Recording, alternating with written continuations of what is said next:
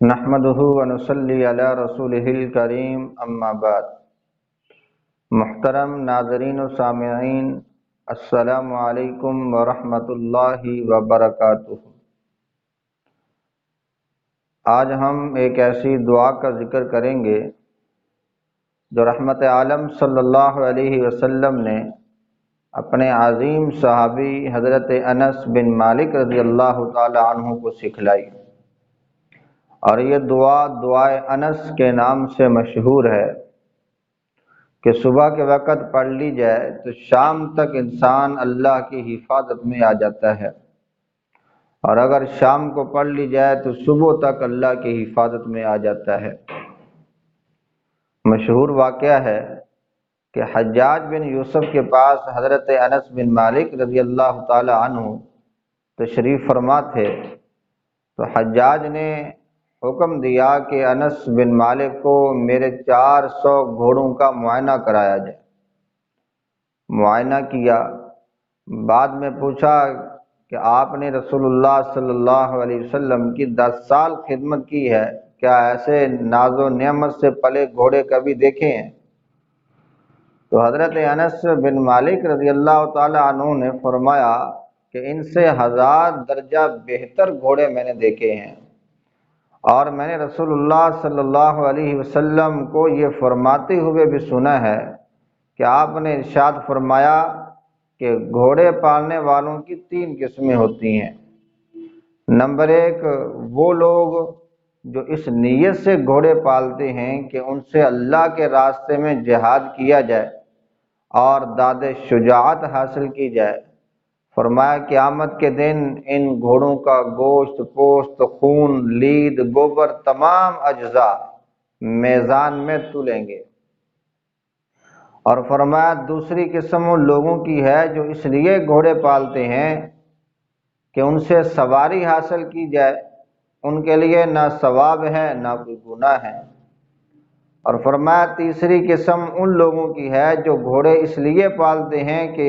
نام و نمود حاصل ہو، شہرت ہو۔ فرمایا رسول اللہ صلی اللہ علیہ وسلم نے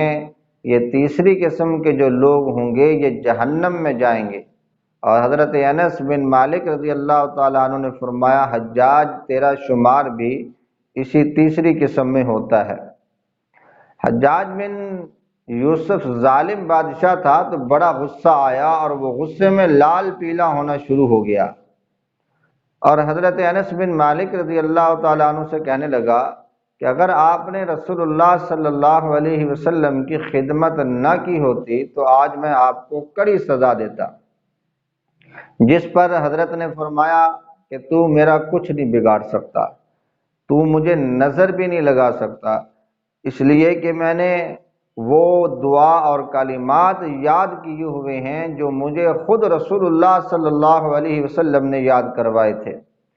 اور فرمایا تھا کہ جو بندہ ان کلمات کو پڑھ لے گا دنیا کا کوئی انسان اس کو نقصان نہیں پہنچا سکتا ہے۔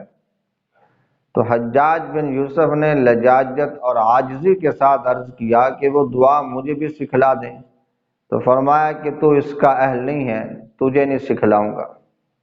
حضرت انس بن مالک کے ایک خادم تھے، آبان ان کا نام تھا۔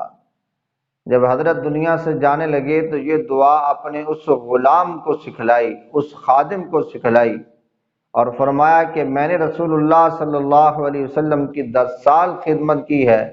تو اس کے بعد جب رسول اللہ دنیا سے جانے لگے تو یہ دعا مجھے سکھلائی تھی،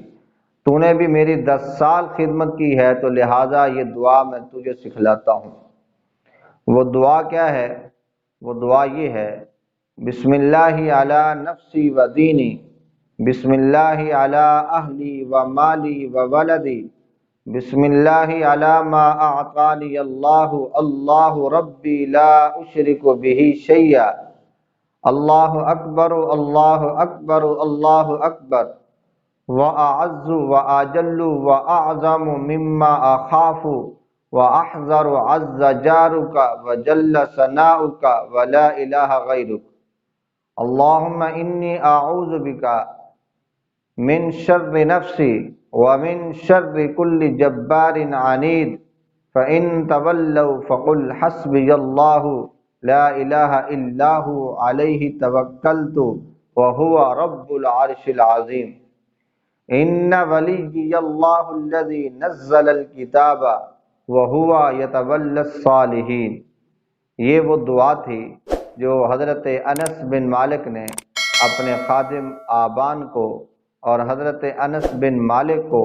خود رسول اللہ صلی اللہ علیہ وسلم نے یاد کروائی۔ اللہ تعالی ہم سب کو یہ دعا یاد کرنے کی اور روزانہ کی بنیاد پر پڑھنے کی توفیق عطا فرمائے۔